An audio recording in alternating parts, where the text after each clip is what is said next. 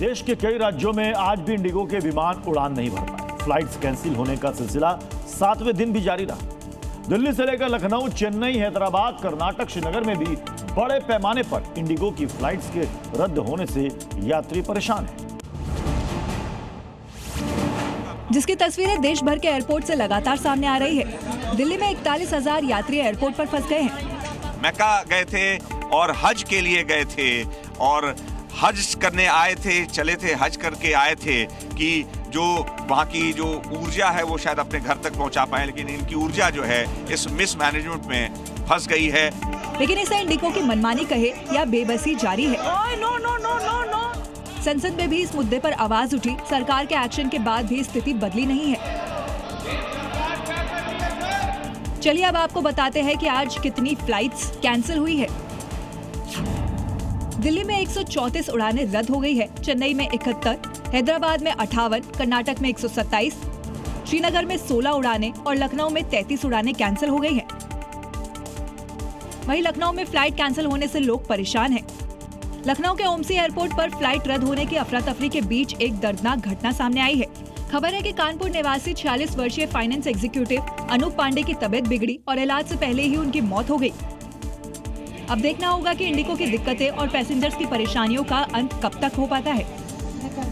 उत्तर प्रदेश में zero tolerance के तहत अपराधियों पर ऐसी कार्रवाई की जा रही कि बदमाश हो या फिर माफिया खुद ब खुद सरेंडर कर रहे हैं। और यही नहीं, जो अपराध का रास्ता नहीं छोड़ना चाहते उन्हें योगी फोर्स ऐसा सबक सिखा रही है कि अपराधी घुटनों पर आ गए हैं। ऐसा ही उत्तर प्रदेश के कई जिलों में देखने को मिला, जहां योगी फोर्स ने बड़ा अभियान चलाते हुए इनकाउंटर में अपराधियों को धर दबोचा। राजधानी लखनऊ में यूपी पुलिस की 50,000 के इनामी बदमाश से मुठभेड़ हो गई। गिरफ्तारी से बचने के लिए आरोपी ने गोलीबारी की, लेकिन जवाबी कार्रवाई में पुलिस ने फायरिंग कर इनामी बदमाश को घायल कर दिया। योगी फोर्स की ऐसी ही कार्रवाई मेरठ में भी देखने को मिली, जहां फकरुद्दीन नाम के बदमाश को मुठभेड़ के बाद धर दबोचा गया। पुलिस के मुताबिक आरोपी पर हत्या, लूट जैसी घटनाओं के 16 मुकदमे दर्ज हैं। वहीं बुलंदशहर में योगी फोर्स ने बड़ी कार्रवाई करते हुए 20,000 के इनामी बदमाश अफरोज को गिरफ्तार कर लिया। घायल बदमाश शातिर किस्म का अपराधी जो कई महीनों से फरार चल रहा था। पुलिस ने आरोपी अफरोज के पास से हथियार भी जब्त किए हैं। नई दिल्ली के पंडारा रोड इलाके में ठाकुर जी के विवाह महोत्सव के दौरान भजन संध्या में अचानक पथराव होने से इलाके में हड़कंप मच गया। घटना में एक महिला गंभीर रूप से घायल हो गई, जिसे तुरंत अस्पताल ले जाया गया, जहां उसका इलाज जारी है। पंडारा रोड में 3 दिन के महोत्सव के दूसरे दिन शाम करीब 5:45 बजे पंडाल के एक हिस्से में पहले हरा नारियल, फिर कांच का गिलास और उसके बाद पत्थर आकर गिरा।